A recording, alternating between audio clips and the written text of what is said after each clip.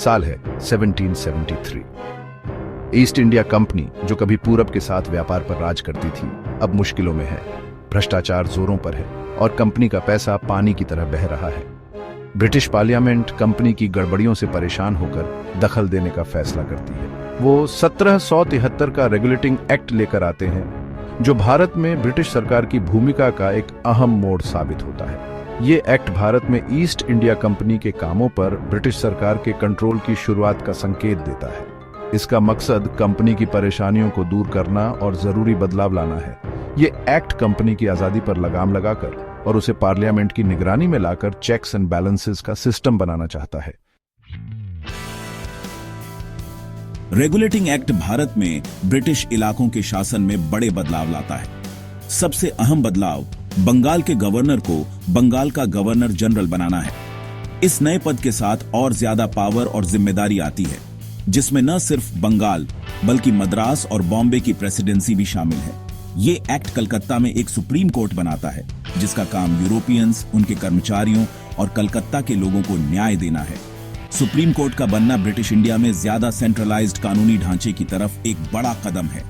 अब court of directors को भारत के सिविल, मिलिट्री और रेवेन्यू मामलों से जुड़े सारे पत्र ब्रिटिश सरकार को देने होंगे। इस कदम का मकसद कंपनी के कामों में ट्रांसपेरेंसी और अकाउंटेबिलिटी लाना है।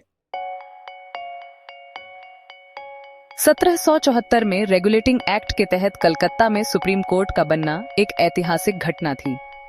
सर एलिजा इम्पे को पहला चीफ जस्टिस बनाया गया, जिसने कोर्ट के उतार चढ़ाव भरे इतिहास की नींव रखी। कोर्ट का अधिकार क्षेत्र कलकत्ता और बंगाल, बॉम्बे और मद्रास की प्रेसिडेंसी तक था।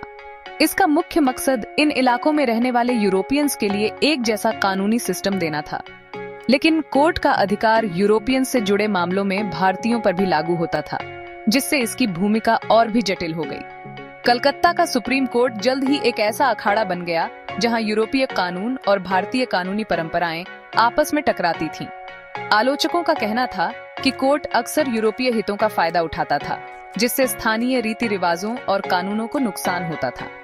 अपनी कमियों के बावजूद सुप्रीम कोर्ट भारतीय कानूनी व्यवस्था के विकास में एक अहम मोड़ साबित हुआ। भाग 4, एक्ट की कमियां और सीधे ब्रिटिश राज का रास्ता। अपने बड़े इरादों के बावजूद 1773 के रेगुलेटिंग एक्ट में कई खामियां थीं। गवर्नर जनरल अक्सर अपनी काउंसिल से उलझ जाते थे, जिससे बार बार गतिरोध पैदा होता था। ईस्ट इंडिया कंपनी के कामों पर ज्यादा नियंत्रण रखने की एक्ट की कोशिश नाकाफी साबित हुई। कंपनी काफी हद तक अपनी मर्जी से काम करती रही। कंपनी को नियंत्रित करने की ब्रिटिश सरकार की कोशिशों का विरोध हुआ। रेगुलेटिंग एक्ट की कमियों ने और भी ज्यादा बदलावों की जरूरत को उजागर किया। बाद के इन एक्ट्स ने धीरे धीरे कंपनी की ताकत को कम किया और सीधे ब्रिटिश राज का रास्ता तैयार किया। इस एक्ट की असली विरासत ब्रिटिश सरकार के दखल और आखिरकार ब्रिटिश राज की स्थापना की धीमी प्रक्रिया में इसके योगदान में है। भाग 5, 1773 की विरासत, ब्रिटिश राज की एक सीढ़ी। 1773 का रेगुलेटिंग एक्ट भारत में ब्रिटिश सरकार की भूमिका के इतिहास में एक अहम मोड़ है। इसने जहां ईस्ट इंडिया कंपनी के कामों में ब्रिटिश सरकार के दखल की शुरुआत की, वहीं कंपनी के अंत का रास्ता भी तैयार किया। इस एक्ट की कमियों ने ईस्ट इंडिया कंपनी जैसी ताकतवर संस्था को दूर से नियंत्रित करने की सीमाओं को उजागर किया। कलकत्ता में सुप्रीम कोर्ट के गठन ने भारत पर एक विदेशी कानूनी व्यवस्था थोपने की जटिलताओं को दिखाया। रेगुलेटिंग एक्ट की सबसे बड़ी विरासत बदलाव के उत्प्रेरक के रूप में इसकी भूमिका है। इसने कई ऐसे सुधारों को जन्म दिया जिन्होंने धीरे धीरे ईस्ट इंडिया कंपनी से ब्रिटिश ताज को सत्ता हस्तांतरित कर दी।